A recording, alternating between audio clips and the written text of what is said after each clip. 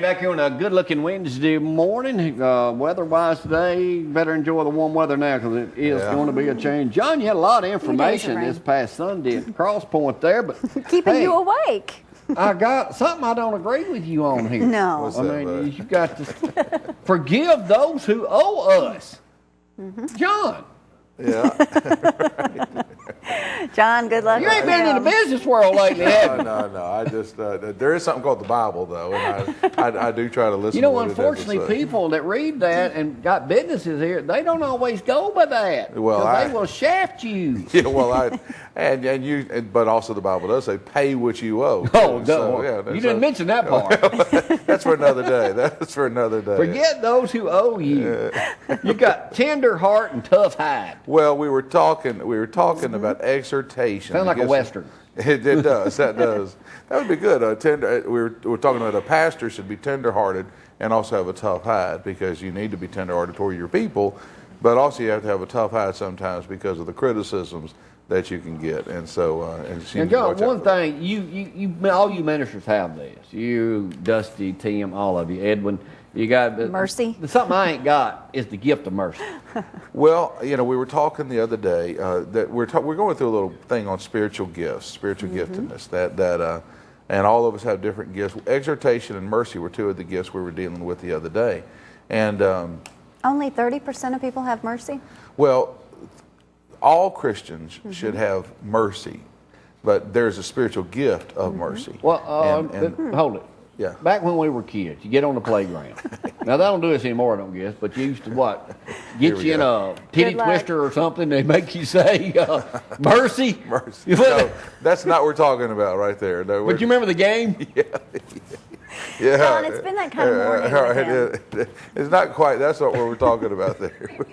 There you go. There we go. Living in the past again. Thank you, Kyle. Yeah, I remember the playground, buddy. But nobody does that anymore. No, I don't know. Thank goodness. They may do. I don't know.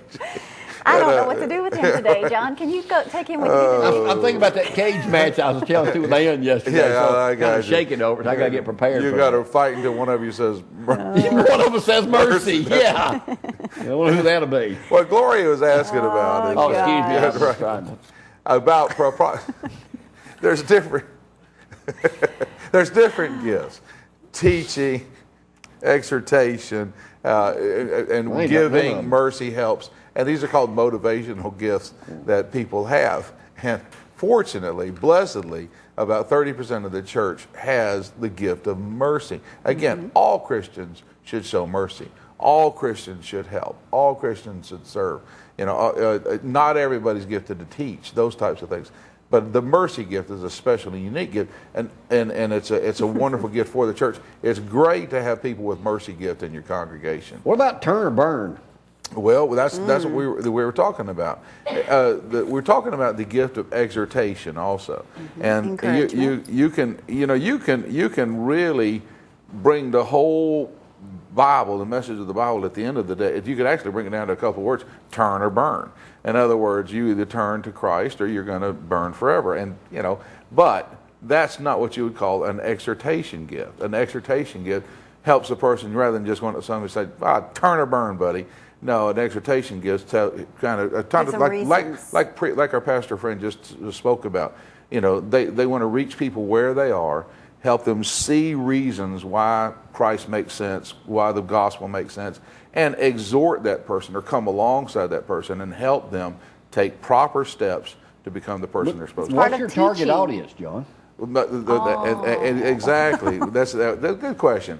Our target audience at Cross Point, and I go to church conferences sometimes, and they say, no, you need to have a target audience like young adults or old adults or the down and out. Well, our target audience is everybody. Whether you're down and out, up and out. See, we're very selective here, John, on ZTV. Our target audience is anybody can turn a TV on. And that's about right and leave it there. And spend money somewhere.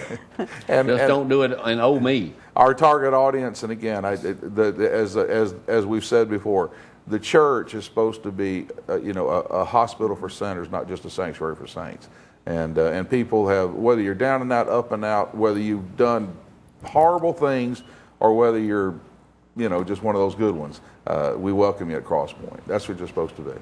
All right. That's where you're headed. Spring break next week, so I guess a lot of churches will be feeling a lot of people will be gone. There'll be a lot of folks out. Yeah, a lot of people will be out. But anyway, John will be live this morning, 7:30. Coming up, yeah. Sometimes I don't ever know if he's got to rush out to do something else. We're into rerun, syndication, He's whatever. popular. But if you'd like to get involved here on ZTV, you can always email us, ztv@jamiecooper.com.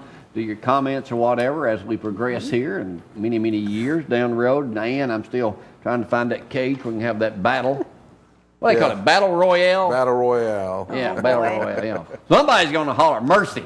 I think She's it's gonna going to whoop be you, you. buddy. She's gonna whoop you. 603-484. Right now, we got to get out of here on this Wednesday. John will be back up here in 30 minutes from right now, so y'all hang on for that at 7:30. But we'll see y'all tomorrow. Bye-bye.